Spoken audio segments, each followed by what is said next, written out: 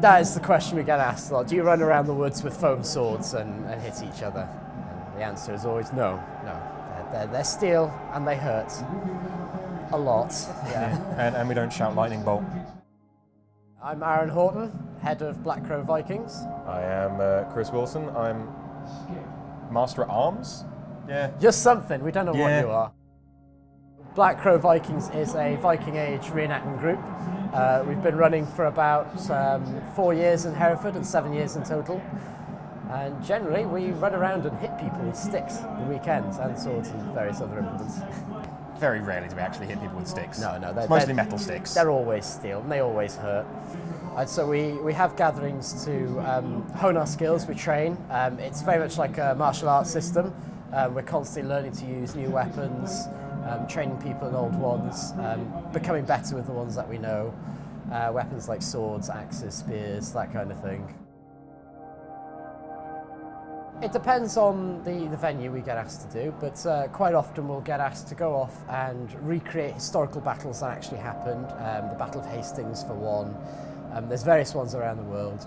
You get nice little local ones where, like, the local council have asked the society to come in and play, and it tends to grow from there. Like you start off doing the hometown stuff, and then another town is interested, and they go, "Oh, can we get you in?" And you ask your friends if they know anyone that wants to join, and it gets bigger and bigger and spirals out of control.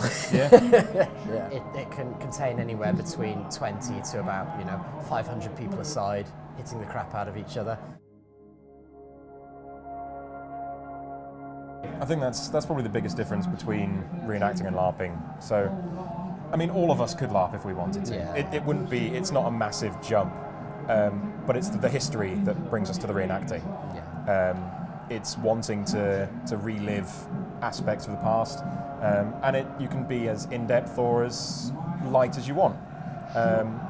When you go to a show and you're in front of the crowds, you want to be as accurate as possible. So a lot of people get really into their history.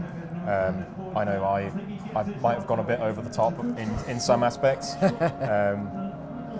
Researched. Yeah, that's part of that's probably one of the biggest bits about the society that I enjoy. I like researching things, figuring out how things were done, and then bringing that back to the group.